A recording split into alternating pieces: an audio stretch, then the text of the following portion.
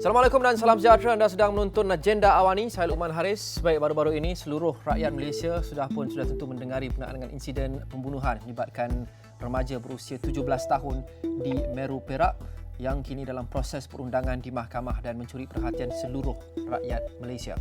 Tapi yang turut mencuri perhatian adalah sewaktu proses mahkamah berlaku sejurus selepas itu di Mahkamah Magistrate Ipoh.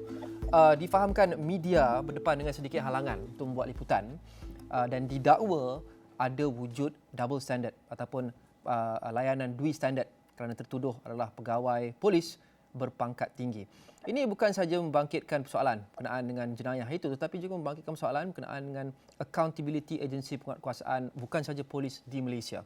Dan bagaimana kita ingin memastikan pemantauan dan oversight dilakukan supaya kita adil kepada semua pihak, termasuk media bersama dengan polis, untuk mereka mengekalkan hubungan yang baik dan sihat untuk terus berupaya melaksanakan tanggungjawab dan mandat mereka untuk melaporkan berita secara adil dan saksama kepada seluruh rakyat Malaysia. Untuk berbincang berkenaan dengan perkara itu pada episod kali ini, saya bersama dengan saudara Ragunath Kesavan, Pesuruhjaya Suruhanjaya Hak Asasi Manusia Suhakam yang difahamkan menyertai kami dari London. Jadi selamat pagi di sana, Ragunath. Selamat pagi. Terima kasih kerana menyertai Agenda Awani.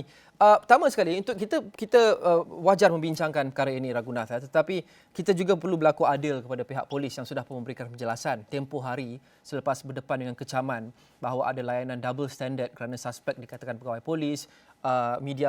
Kebanyakan media tidak dibenarkan membuat liputan, wajah suspek juga ditutup, tidak seperti kes biasa.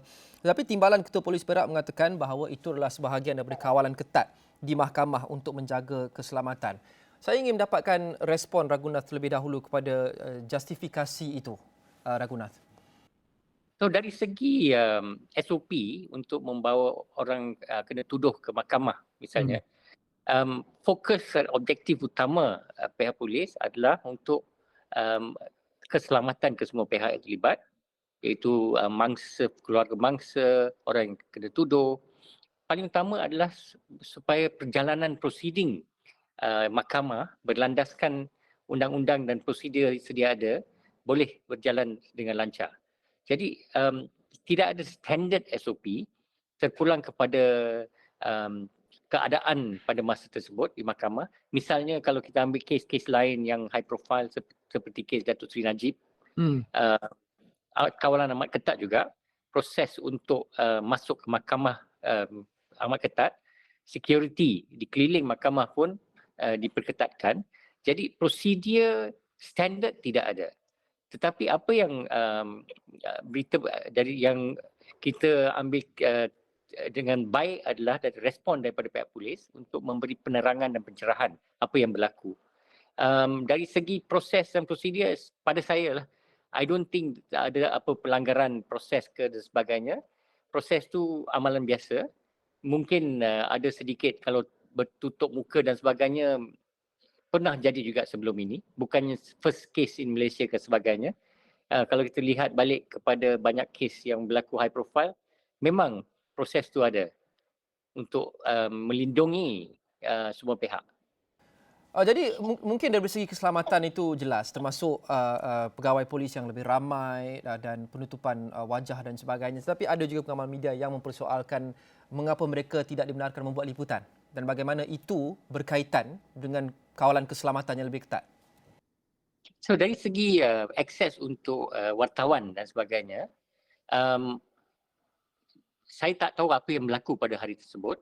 Tapi seharusnya terdapat satu proses yang lebih telus lah. That means maybe pendaftaran media yang ingin liputi kes tersebut.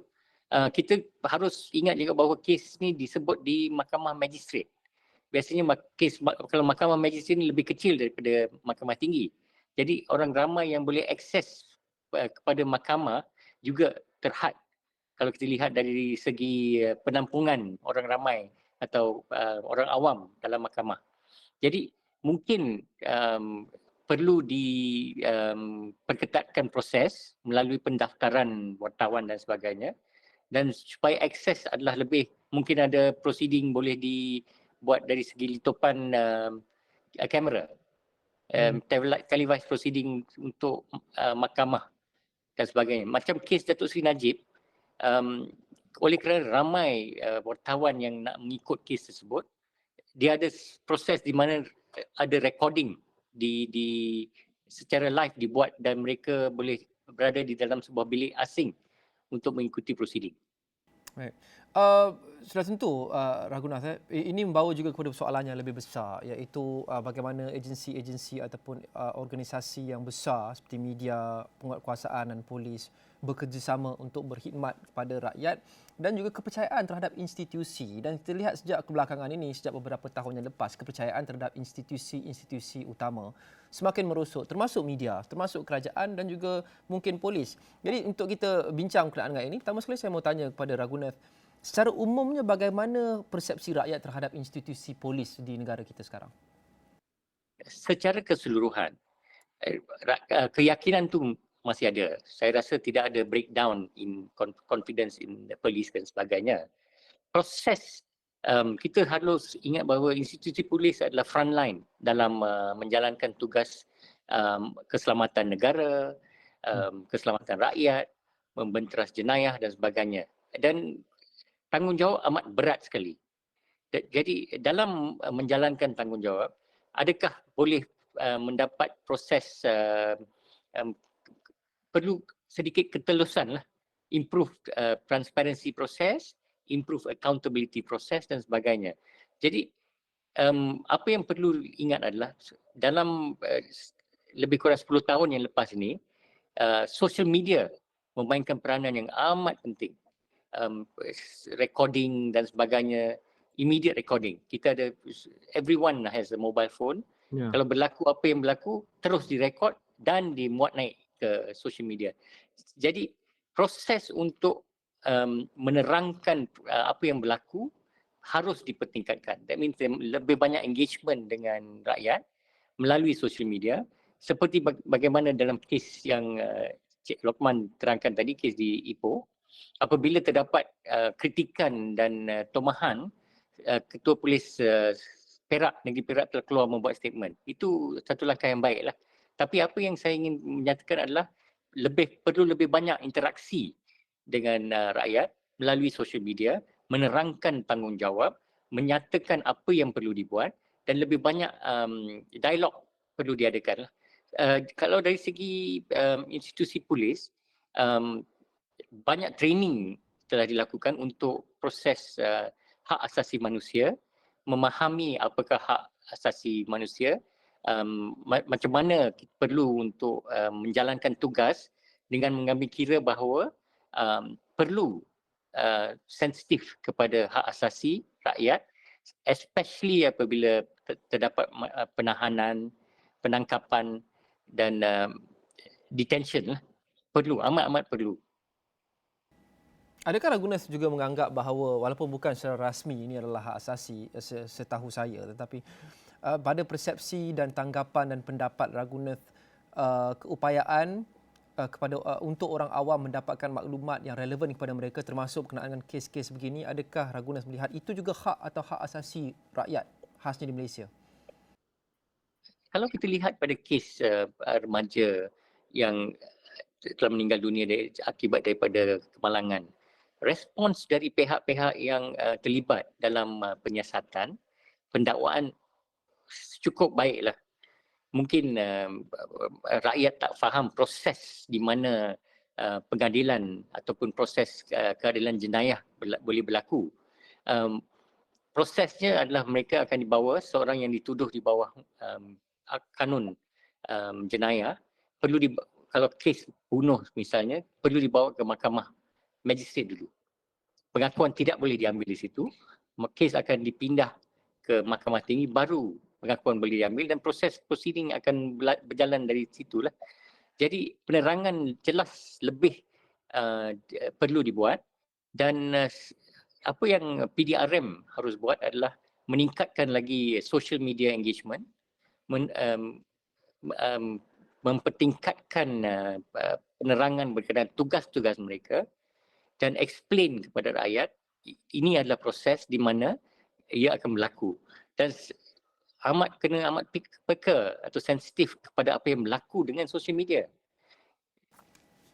Any weakness, any kesalahan akan di magnified di social media. Ya, itu membawa saya kepada soalan yang seterusnya. Kerana dalam kritikan itu kita juga cuba memahami kadang-kadang tugas oleh setiap agensi penguatkuasa, bukan sahaja polis.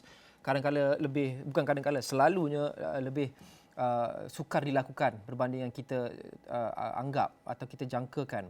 Jadi apa cabaran yang dihadapi oleh pihak polis ini untuk melakukan tugas mereka dengan baik, dengan adil, di sebalik pelbagai tekanan termasuk skrutini yang sangat mendalam oleh rakyat sentiasa? Kalau dari segi apa yang berlaku, memang banyak pembaruan, banyak improvement telah berlaku dalam masa 10 tahun. Proses amat telus, lebih teluslah sekarang. Proses untuk accountability pun sedang meningkat. Tapi kita harus ingat bahawa kalau dulu tidak ada social media, tidak ada recording, tidak ada kamera dan sebagainya untuk rekod salah laku ke tindakan dan sebagainya. So important, paling penting adalah untuk penguatkuasa meningkatkan social engagement. Ini bukan hanya masalah di Malaysia, di seluruh dunia. Sebagai penguatkuasa, you adalah front line.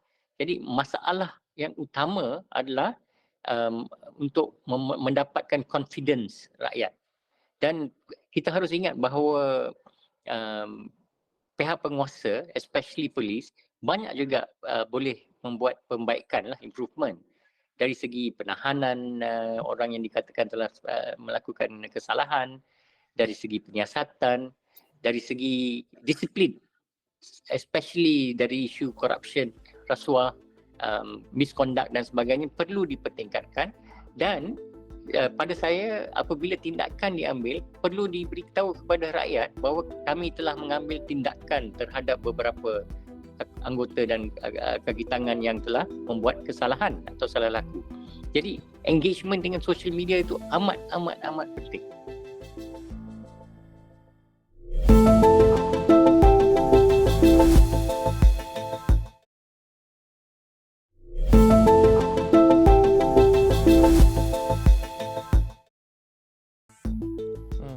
Saya faham bab komunikasi itu yang Raguna sudah pun sebut sebentar tadi, dan itu mungkin lebih kepada reaktif, dan kita mau fokus kepada mencegah berbanding dengan mengubati.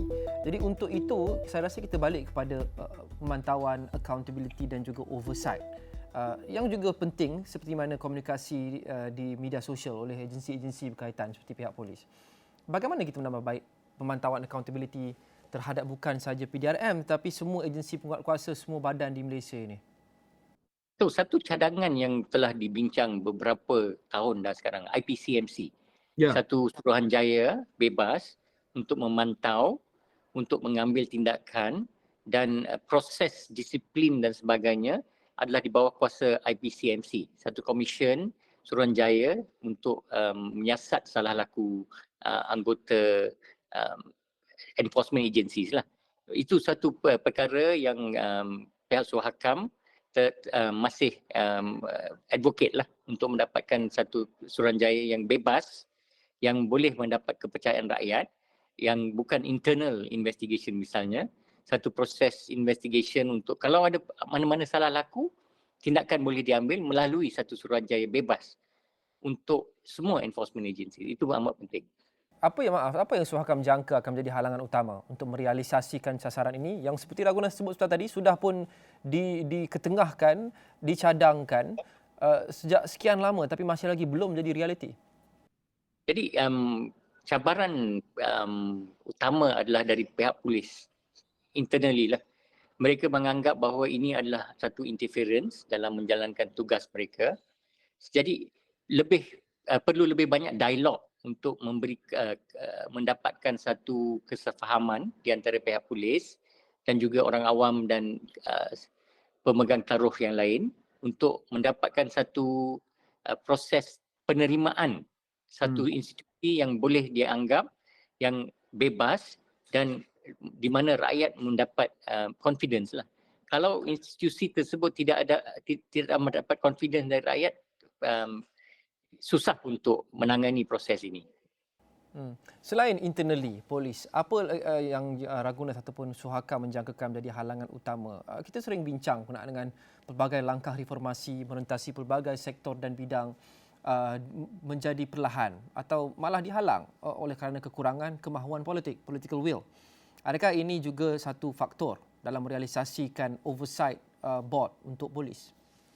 Dan kita harus ingat bahawa pihak polis juga banyak mengalami masalah untuk dalam menjalankan tugas dari segi kekurangan kaki tangan, dari segi bajet yang tidak cukup, dari segi kebajikan kaki tangan polis, perumahan, tangga gaji, peralatan dan sebagainya.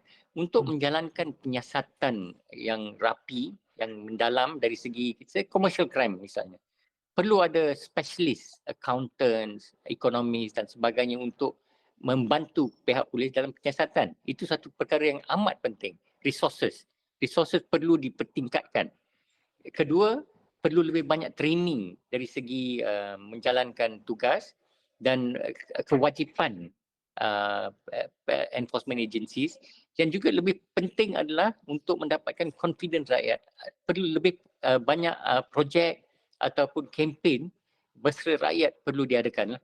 Jadi kalau tidak ada menjalankan secara keseluruhan, masalah ni susah ditangani lah. So we need support daripada semua pihak, dari political will, very important, kerjasama dari pihak polis untuk terima secara terbuka untuk perubahan, support kepada pihak polis dari segi kaki tangan, bajet dan sebagainya, dan juga ketelusan, accountability process. Sekiranya berlaku sebarang kesalahan, sesiapa yang melakukan kesalahan, walaupun pihak polis, kaki tangan dan sebagainya, seharusnya proses pengadilan mesti ada.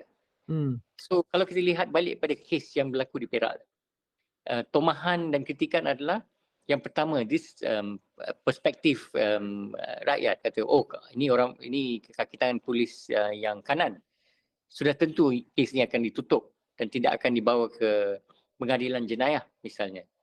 So persepsi rakyat tu ada. Tetapi kalau tindakan diambil dengan tegas, cepat dan proses secara telus, confidence rakyat akan kembali baliklah untuk mengatakan yes, walaupun seorang kaki tangan polis telah melakukan kesalahan, proses pengadilan masih boleh berjalan. Baik. Berbaki beberapa minit lagi, Ragunas, saya ingin kembali kepada kes yang kita saksikan di Ipoh. Jadi apa langkah-langkah yang diambil yang untuk menyiasat sebarang laporan atau tindakan yang dianggap mencurigakan oleh penguatkuasa? I think first thing is that proses SOP itu amat penting. Dari segi immediate action mesti diambil. Satu, itu nombor satu. Keduanya proses untuk update rakyat apa yang berlaku. Ketiga, rakyat perlu tahu yang tindakan-tindakan yang telah diambil oleh pihak polis dalam kes tersebut. Jadi proses engagement amat penting. Dan satu juga kita harus ambil perhatian adalah dengan keluarga mangsa. Bagaimana support yang diberikan kepada keluarga mangsa oleh kerajaan. Dari segi counselling, dari segi support dan sebagainya. So institusi-institusi kerajaan lain juga perlu mengambil langkah yang positif, tindakan untuk bagi support kepada keluarga tersebut. Kerana mereka telah kehilangan seorang anak dengan begitu tragik sekali dan seharusnya support mechanism ada untuk kesemua pihak-pihak yang terlibatlah dalam kes ini. Dan insiden seperti ini, Ragunas, kembali menimbulkan soalan berkenaan dengan kualiti latihan dan pendidikan yang kita berikan kepada penguatkuasa.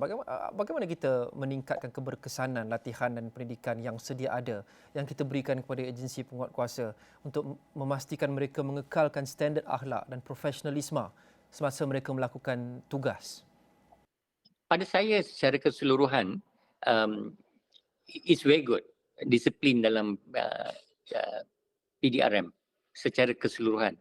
Masih boleh mendapat improvement dari segi dan dari Suhakam kita selalu mengadakan workshop training dengan pihak polis untuk kesefahaman keperluan hak asasi manusia, apakah macam mana kita perlu memahami proses, prosedur dan sebagainya. Dan peringatan yang kita selalu memberikan kepada pihak polis adalah engagement, kefahaman dan dealing dengan masyarakat perlu mesra, perlu accept human rights, perlu accept bahawa di Malaysia ini kita ada perlembagaan persekutuan dan hak asasi manusia itu amat penting. Dan dalam segi proses pemahaman tersebut, pihak polis juga boleh menjalankan tugas dengan lebih baik dengan explain, menerangkan apakah hak rakyat apabila ditahan, apakah hak rakyat apabila menjalani proses penyiasatan, hak seorang itu apabila ditahan, riman dan sebagainya. Proses itu amat penting. Baik.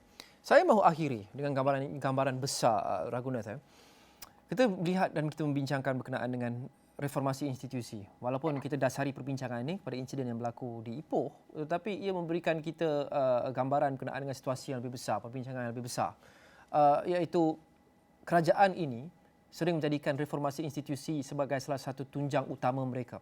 Dan ada beberapa tahun lagi untuk penggal ini, dan kita sudah melihat pertukaran kabinet dan sebagainya, mungkin pertukaran prioriti keutamaan untuk menyelaraskan semula apa keutamaan dan sasaran kerajaan berlandaskan konsep reformasi institusi. Sementara tadi kita dah bincangkan berkenaan dengan Suruhanjaya untuk memantau tingkah laku polis atau untuk menyiasat polis atau apa-apa agensi penguatkuasa yang dikatakan sudah melakukan salah laku secara bebas.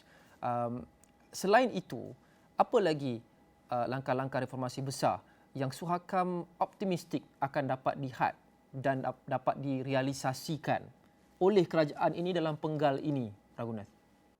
Kalau dari segi mandat rakyat, kita balik semula pada manifesto Pakatan Harapan apabila pada PRU yang lepas. Mereka harus balik semula pada manifesto tersebut.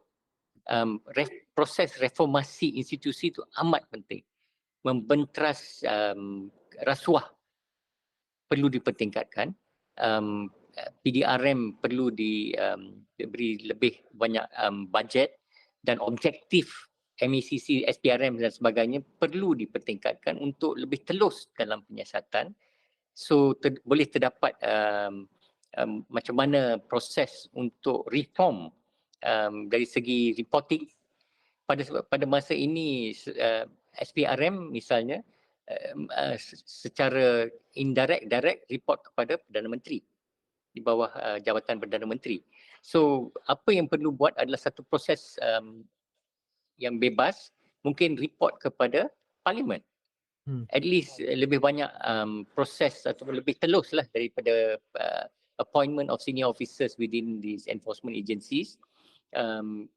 Keyakinan rakyat kepada institusi akan meningkatlah. Tapi perlu buat dalam masa mandat yang ada sekarang ini, lebih kurang 3 tahun lagi tinggal untuk penggal kerajaan tersebut, perlu mempertingkatkan proses reformasi dengan segera, kadar segera. Terima kasih Ragunath Kesavan, Pesuruhjaya Suruhanjaya Hak Asasi Manusia atau Suhakam, dan sudah tentu kes yang kita bincangkan masih lagi tertakluk bawah proses undang-undang, sedang melalui proses undang-undang, kita tidak mahu menjangkaui itu, dan di sebalik kritikan dan pemberian pendapat oleh mana-mana pihak, kita berlaku adil pada semua pihak. Itu anda boleh dapati semua maklumat dan liputan berkenaan kes itu seperti biasa di saluran 501 dan juga astroawani.com. Terima kasih sekali lagi kepada Ragunath dan terima kasih kepada anda menonton Agenda Awani. Kita jumpa lagi. Assalamualaikum dan salam hormat.